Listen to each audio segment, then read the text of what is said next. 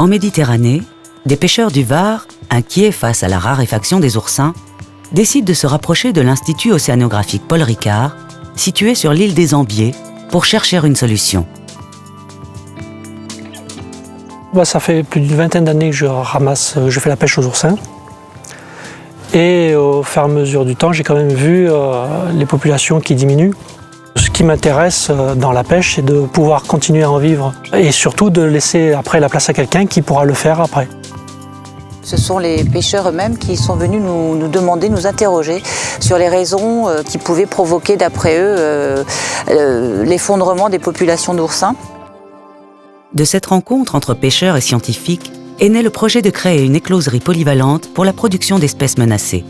Celle-ci a vu le jour grâce à l'Institut océanographique Paul Ricard, avec le soutien d'une entreprise mécène, la Caisse d'épargne Côte d'Azur. L'Institut océanographique Paul Ricard a été créé en 1966 par la rencontre entre deux hommes, deux grandes gueules de l'environnement, Alain Bombard et Paul Ricard, qui se sont retrouvés autour d'une colère partagée contre les boues rouges, puisqu'à l'époque on rejetait des déchets industriels de bauxite dans la rade de Cassis, et les grandes traînées rouges avaient à l'époque soulevé la colère des foules, et Alain Bombard et Paul Ricard avaient donc décidé de passer à l'action et de créer cet institut qui au départ était un observatoire, qui est devenu ensuite une fondation puis un institut, avec notamment l'arrivée du professeur Nardo Vicente et de son équipe de chercheurs dès 1972. La création de l'écloserie expérimentale est une première en France. Le partenariat entre la Caisse d'épargne Côte d'Azur et l'Institut océanographique Paul Ricard a permis de le financer. La Caisse d'épargne Côte d'Azur est une banque coopérative de plein exercice, c'est-à-dire qu'elle est autonome, et elle couvre deux départements, les Alpes-Maritimes et le Var. Nous consacrons environ entre 3 et 5% de nos résultats, ce qui représente des sommes relativement importantes, à des actions philanthropiques, des actions de mécénat. Le partenariat avec la Caisse d'épargne s'est passé, j'allais dire, presque de façon miraculeuse, puisqu'en fait, c'est eux qui sont venus nous proposer, qui se sont intéressés à nos actions. Je crois qu'ils avaient déjà mené des actions assez exemplaires en matière de préservation de la forêt méditerranéenne, et ils étaient, je crois, à la recherche d'une action symbolique sur la Méditerranée. Ce qui nous a intéressés, ce qui nous a passionnés même dans ce partenariat que nous pouvions monter, c'était le fait que ça répondait à un certain nombre d'objectifs, en particulier objectifs économiques, environnemental et objectif solidaire. C'est ce qui nous plaisait aussi beaucoup. Et très rapidement, nous avons rencontré les porteurs du projet. Et comme nous sommes une banque régionale et que nous n'avons de compte à rendre à personne qu'à nous-mêmes, vous imaginez bien que le projet qui nous a immédiatement passionnés a été rapidement monté. Et c'est comme ça qu'est née l'écloserie expérimentale en partenariat avec l'Institut Paul Ricard. Afin de préserver la biodiversité marine, des centaines de milliers d'oursins, d'hippocampes et de nacres vont naître dans cette écloserie, dont l'objectif est l'amélioration de la production locale et la conduite d'études génétiques de population. Pour nous, c'est d'abord d'un grand intérêt scientifique, justement pour cette étude des conditions de connaissance de la biologie de certains organismes, de certaines espèces menacées comme l'hippocampe, et également des conditions de reproduction et d'élevage. En plus de l'hippocampe, on peut également citer la grande nacre, qu'on va également étudier sur sa biologie et sur les aspects de la reproduction. Mais en même temps qu'un outil scientifique qui permet un certain nombre d'études à la fois biologiques, génétiques, environnementales, c'est aussi d'un grand intérêt économique, parce que une grande partie de ces études se font en collaboration avec des professionnels.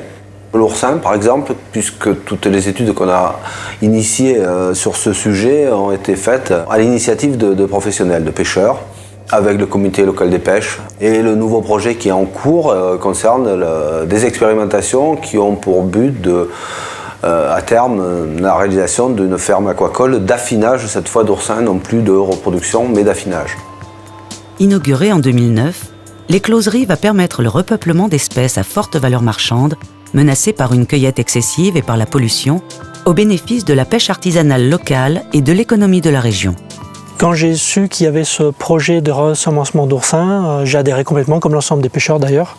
Comme on avait une problématique sur la ressource, on s'est tourné tout naturellement vers eux. Dans le domaine de la mer, de toute façon, il y a la pêche et maintenant il faut passer à autre chose. C'est-à-dire pas que la pêche, il faut passer à un système de cueilleurs, à quelque chose où on puisse gérer un peu plus facilement la pêche. C'est-à-dire s'il faut ensemencer bien sûr des oursins, des alevins de poissons, je pense que dans ce qui est dans notre recherche de continuité de projets durables, on est en plein dedans.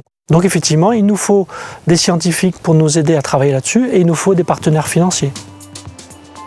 L'idée est arrivée, en fait, il a fallu se poser la question avec qui on allait travailler, puisque le comité départemental des pêches n'avait pas la possibilité, en fait, de faire l'expérimentation proprement dite. Et tout naturellement, on s'est dirigé vers l'Institut océanographique Paul Ricard, qui avait déjà cette connaissance des oursins. On a signé, en fait, un partenariat avec l'Institut océanographique Paul Ricard en juillet dernier, justement pour formaliser un peu ce partenariat et se dire, voilà, on va travailler ensemble, on va monter ce projet ensemble et on va le faire aboutir ensemble. Donc vraiment qu'il y a un projet d'affinage, une étude de faisabilité pour voir si ce projet est possible. Et à terme, si les résultats sont positifs, ensuite le comité départemental des pêches qui disposera des résultats pourra aider ou non les professionnels varois à s'installer et à monter en fait ce type d'entreprise d'affinage d'oursins. Ce qui nous intéresse, c'est effectivement, en tant que sociétaire, c'est de dire comment on peut apporter notre pierre à l'édifice d'un nouvel environnement, conservation de l'environnement, développement de l'environnement et développement économique. Parce que notre rôle en tant que banquier, c'est aussi de développer l'économie réelle et de la financer en tout cas, et de participer donc à son développement. L'écloserie polyvalente de l'île des Ambiers poursuit également des objectifs pédagogiques et solidaires. C'est également un outil intéressant sur le plan de la sensibilisation, puisque les visiteurs de l'Institut, à travers cette écloserie, pourront être sensibilisés à l'environnement. C'est d'un grand intérêt sur les aspects solidaires, puisque toutes les techniques qu'on va développer vont pouvoir être transmises aux professionnels, mais aussi à des pays en voie de développement qui sont concernés par la disparition de certaines espèces. L'Institut océanographique Paul Ricard a deux missions essentielles. La première consiste à connaître la mer et la deuxième à la faire connaître. Et pour nous, ces deux missions sont tout aussi importantes et vont de pair. Ce qui permet d'ailleurs de nourrir notre discours pédagogique, c'est justement toute cette connaissance acquise depuis des générations par les chercheurs. Et nous recevons à peu près 5000 élèves par an, puisque nous sommes en partenariat avec le rectorat du Var et nous avons aussi bien des tout petits qui viennent en classe découverte ou qui viennent en journée découverte. Après, on peut aller un petit peu plus loin aussi avec des quatrièmes ou des cinquièmes, puisque les actions qui vont être menées ici peuvent s'inscrire dans un programme de SVT ou carrément en amont, nous travaillons avec les enseignants et les éducateurs. De la même façon que biologiste, c'est un métier, je crois que la pédagogie, c'est un métier également. Et il est là aussi nécessaire et urgent que cette pédagogie, cette formation et cette information soient encadrées par à la fois des scientifiques et à la fois des pédagogues. D'ici 5 ans, le projet d'écloserie polyvalente expérimentale contribuera directement au repeuplement d'espèces menacées. Ce projet s'inscrit dans la durée. Des actions d'envergure pourront être menées avec la réserve de Monaco ou le sanctuaire corse de la Scandola, mais aussi avec le site de Porquerolles. Quant au mécénat avec la Caisse d'épargne, il devrait se poursuivre sur le projet de la Grande Nacre de Méditerranée.